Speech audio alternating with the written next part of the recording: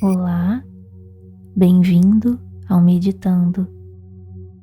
Eu sou a Juliana Tamietti e neste vídeo eu vou te guiar até que você caia em um sono profundo e tranquilo enquanto eu conto a verdadeira história do Natal, com todas as tradições que deram origem a esta festa especial que você conhece e comemora hoje. Esse texto é da Super Interessante e o link está na descrição do vídeo. Agora sente-se ou deite-se em uma posição confortável. Relaxe o seu corpo e vamos começar.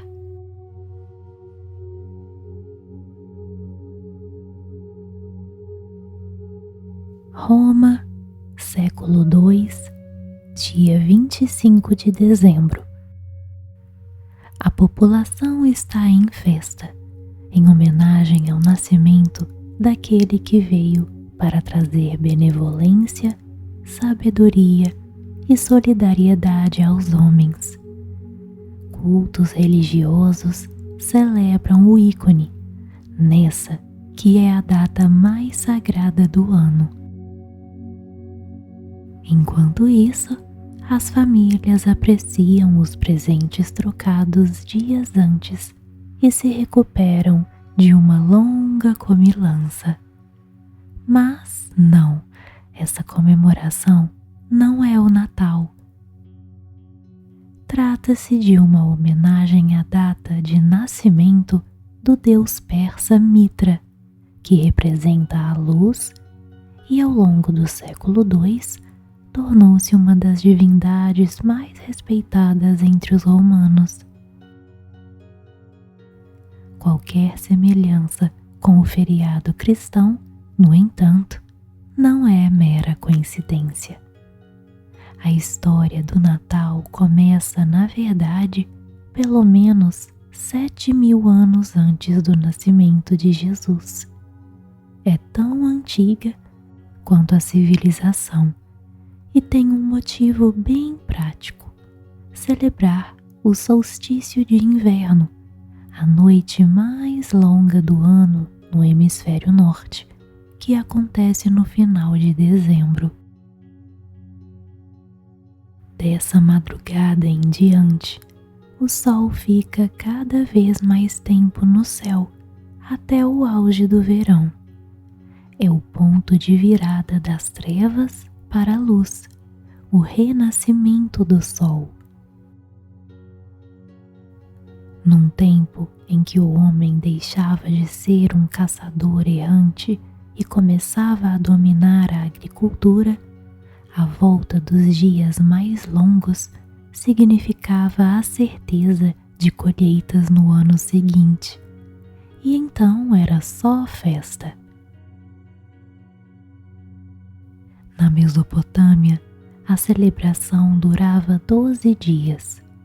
Já os gregos aproveitavam o solstício para cultuar Dionísio, o deus do vinho e da vida mansa, enquanto os egípcios relembravam a passagem do deus Osíris para o mundo dos mortos.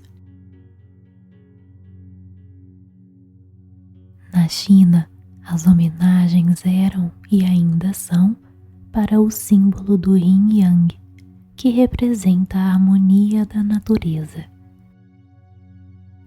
Até povos antigos da Grã-Bretanha, mais primitivos que seus contemporâneos do Oriente, comemoravam. O forró-bodó era em volta de Stonehenge, monumento que começou a ser erguido em 3100 a.C. para marcar a trajetória do Sol ao longo do ano. A comemoração em Roma, então, era só mais um reflexo de tudo isso. Cultuar Mitra, o deus da luz, no dia 25 de dezembro, era nada mais do que festejar o velho solstício de inverno pelo calendário atual, diferente daquele dos romanos, O fenômeno, na verdade, acontece no dia 20 ou 21, dependendo do ano.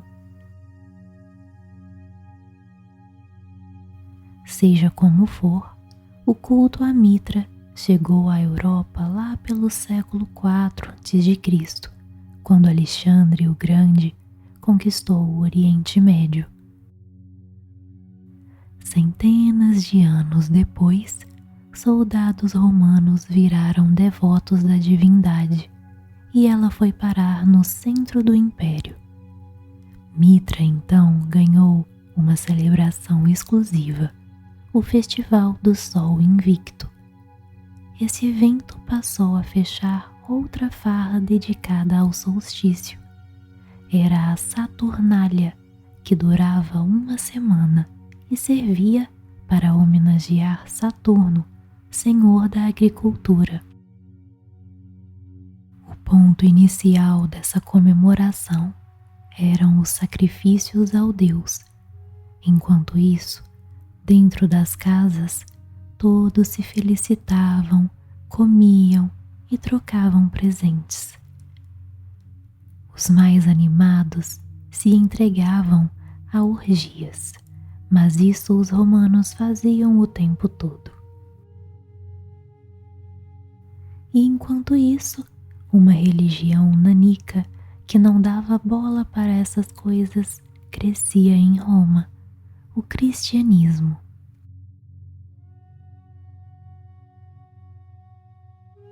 Solstício cristão.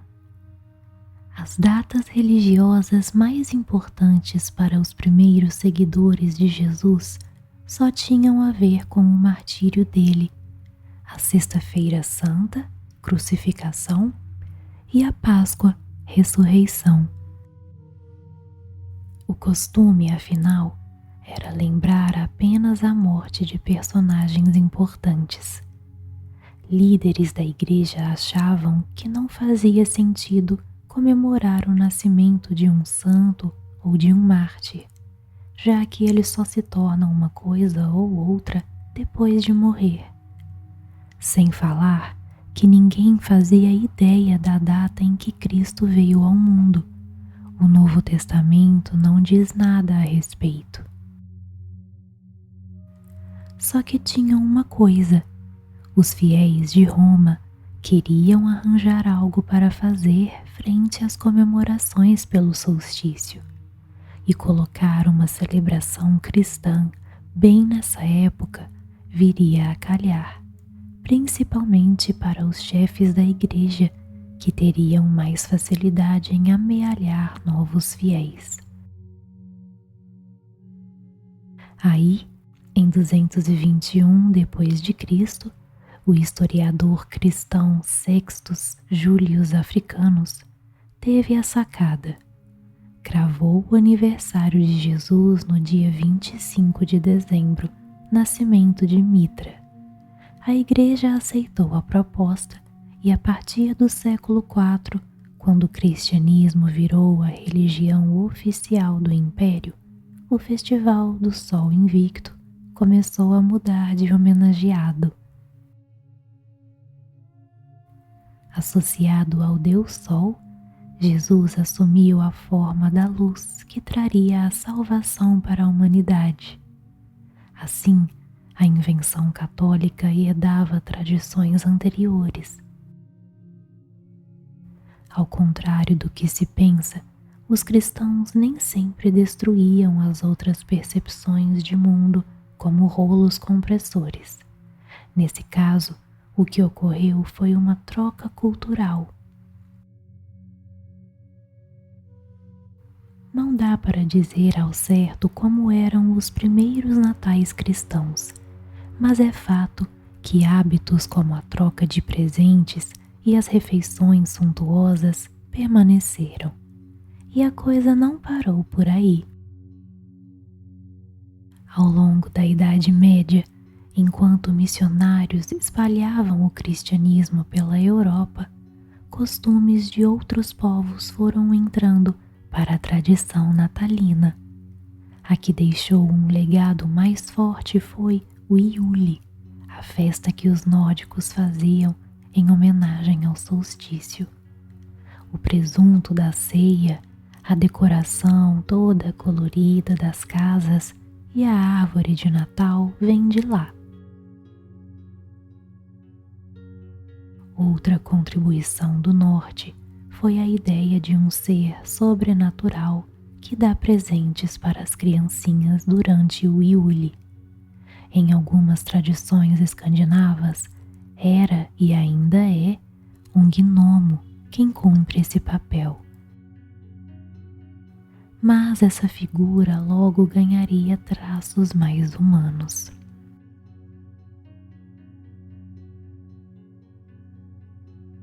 Nasce o Papai Noel. Ásia Menor, século IV. 3 moças da cidade de Mira, onde hoje fica a Turquia, estavam na pior.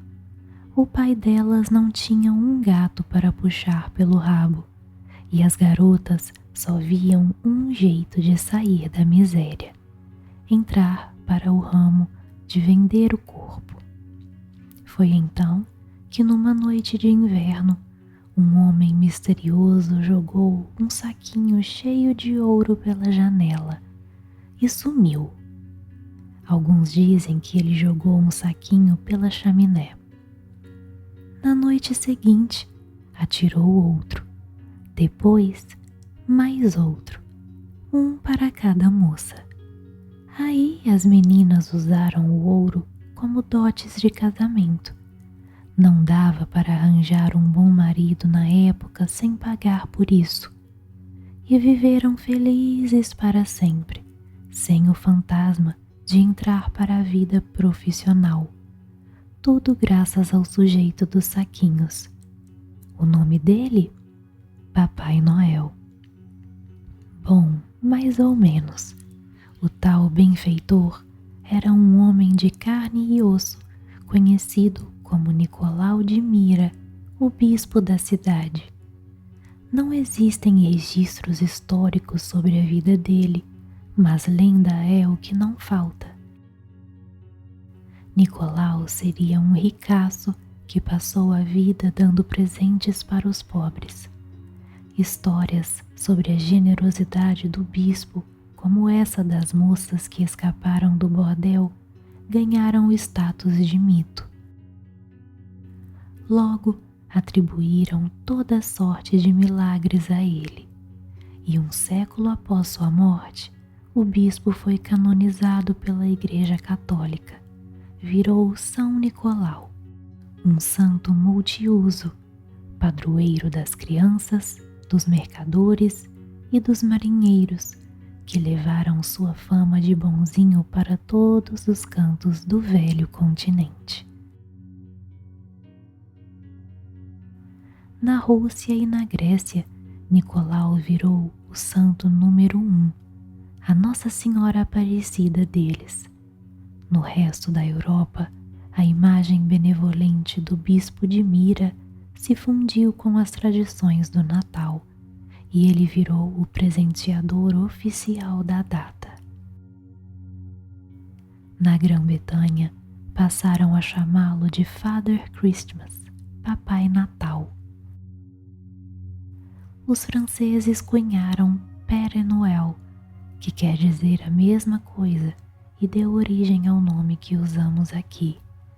Na Holanda, o santo Nicolau teve o nome encurtado para Sinterklaas, e o povo dos Países Baixos levou essa versão para a colônia holandesa de Nova Amsterdã, atual Nova York, no século XVII. Daí, o Santa Claus que os Yankees adotariam depois.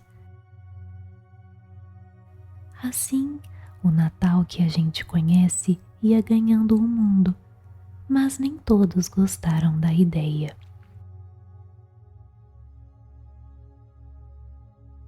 Natal fora da lei. Inglaterra, década de 1640. Em meio a uma sangrenta guerra civil, o rei Charles I digladiava com os cristãos puritanos. os filhotes mais radicais da Reforma Protestante, que dividiu o cristianismo em várias facções no século XVI. Os puritanos queriam quebrar todos os laços que outras igrejas protestantes, como a anglicana dos nobres ingleses, ainda mantinham com o catolicismo. A ideia de comemorar o Natal, veja só, era um desses laços. Então, precisava ser extirpada.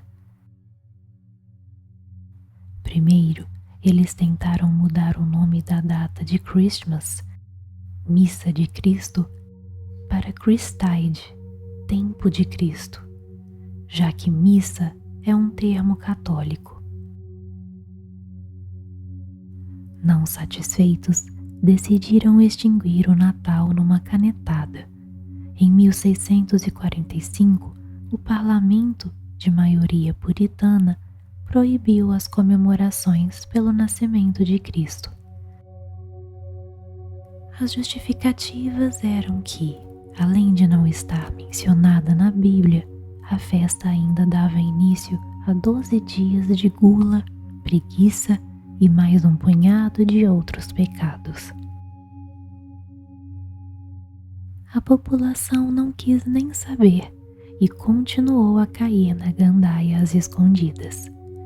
Em 1649, Charles I foi executado e o líder do exército puritano, Oliver Cromwell, assumiu o poder.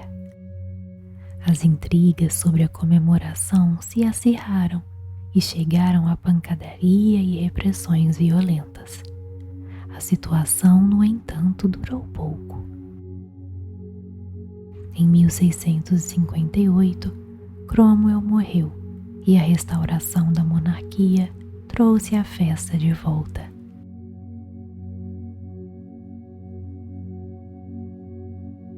Mas o Natal não estava completamente a salvo.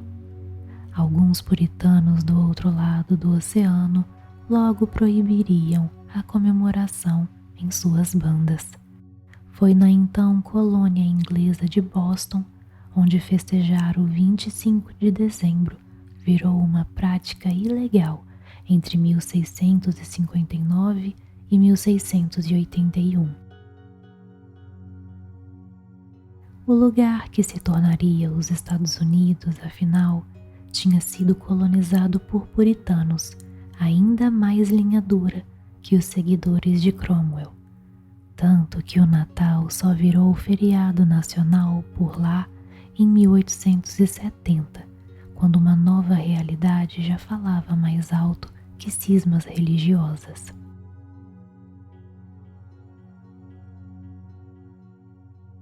Tio Patinhas. Londres, 1846. Auge da Revolução Industrial. O rico Ebenezer Scrooge passa seus natais sozinho e quer que os pobres se explodam para acabar com o crescimento da população, dizia. Mas aí ele recebe a visita de 3 espíritos que representam o Natal. Eles lhe ensinam que essa é a data para esquecer diferenças sociais, abrir o coração, compartilhar riquezas, e o pão duro se transforma num homem generoso. Eis o enredo de Um Conto de Natal, do britânico Charles Dickens. O escritor vivia em uma Londres caótica, suja e superpopulada. O número de habitantes tinha saltado de 1 milhão para 2,3 milhões na primeira metade do século XIX. Dickens então carregou nas tintas para evocar o Natal como um momento de redenção contra esse estresse todo, um intervalo de fraternidade em meio à competição do capitalismo industrial. Depois, inúmeros escritores seguiram a mesma linha. O nome original do Tio Patinhas, por exemplo, é Uncle Scrooge e a primeira história do Pato Avarento, feita em 1947, faz paródia a Um Conto de Natal.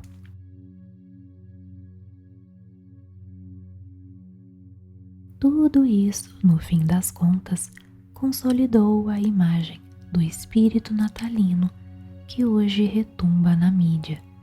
Quer dizer, quando começar o próximo especial de Natal na televisão, pode ter certeza de que o fantasma de Dickens vai estar ali.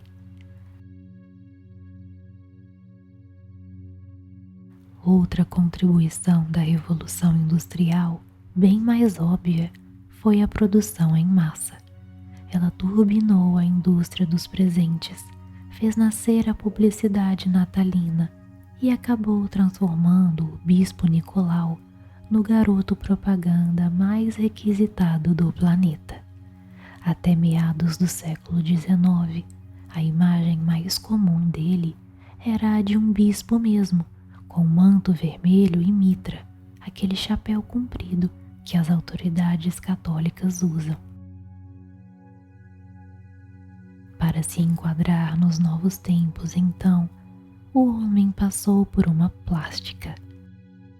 O cirurgião foi o desenhista americano Thomas Nast, que em 1862 tirou as referências religiosas, adicionou uns quilinhos a mais, remodelou o figurino vermelho e estabeleceu a residência dele no Polo Norte, para que o velhinho não pertencesse a país nenhum. Nascia o Papai Noel de hoje. Mas a figura do bom velhinho só bombaria mesmo no mundo todo depois de 1931, quando ele virou estrela de uma série de anúncios da Coca-Cola. A campanha foi sucesso imediato, tão grande que nas décadas seguintes o gorducho se tornou a coisa mais associada ao Natal, mais até que o verdadeiro homenageado da comemoração, o Sol.